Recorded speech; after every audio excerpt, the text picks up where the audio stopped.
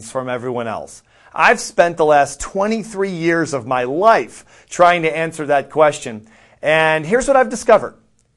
It's not intelligence. It's not education.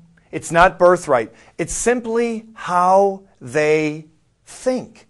And over the years, we've come to label this kind of thinking mental toughness. You could probably call it anything, but we call it mental toughness because I think it most accurately describes how these people think.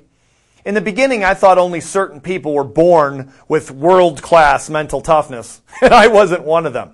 I had grown up on the national junior tennis circuit and had some success as a junior tennis player, but by the time I got to the pros, I couldn't seem to win. I still hold a world record to this day, in fact. Lowest amount of prize money ever won by a professional tennis player. My mom is so proud. The problem was that one day I'd be playing great, and the next day I'm losing to some guy from Iceland who never held a racket before. Not good. I couldn't seem to recapture my level of mental toughness, and it cost me my dream of being a top 10 player. So I became obsessed with uncovering the mystery of mental toughness and finding out how to develop it.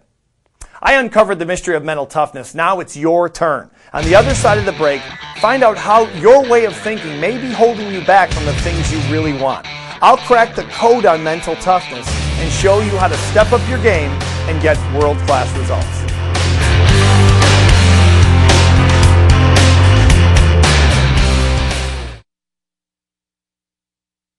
Thanks for sticking around for Mental Toughness, Secrets of Champions. If you want to achieve your goals, you have to start with mental toughness. By the time I figured that out, I was too old to recapture my tennis dream, but I made it my life's mission to help other people understand it so they wouldn't suffer the same fate. What I eventually discovered was that all of us are born with world-class mental toughness. Every one of us. Now, I know what you might be thinking. Here comes the motivational speaker bit. He's going to tell us how great we are. He's going to have us stand up, rub each other's shoulders, and tell each other we're champions. But I'm not a motivational speaker. I'm a mental toughness coach. And when I say we are all born with world-class mental toughness, I mean it literally. But don't take my word for it. I'll walk you through a scenario, and you decide for yourself, okay? So here it is. You're driving home one day from work.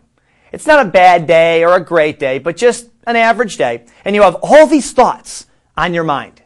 As you drive home, you're thinking about work, you're thinking about your customers, a song on the radio, the fact that you forgot to pick up bread at the store, and you have to drive your son to soccer practice tomorrow. All these thoughts are swirling around your consciousness. Then you turn onto your street, and something catches your attention. You notice there's smoke coming up at the end of the road, and you're a little concerned because you live down that way. Now, your mental energy begins to shift because you have 2 little kids at home. A few seconds later, you realize it's your house that's on fire, and now you're in a state of total panic. You pull up to the house, which is half gone, and there are barricades around the house, fire trucks, police cars everywhere. It's total chaos. You pull your car over to the side of the road, run up to the fire chief and say, I have 2 little kids in the house. Did you get the kids out? Did you get the kids? And the fire chief says, look, you're going to have to calm down. We just got here. Can you see that house? It's half gone. I can't send anyone in there. It's suicide. No one could survive. You're going to have to take a deep breath, sit on the curb, get yourself together, and we'll take this one step at a time. So now you have to make a choice, and you have to make it fast. You either do what the fire chief tells you to do, or you say, look, you're either going in or I'm going in. What's it going to be? And if he says no, you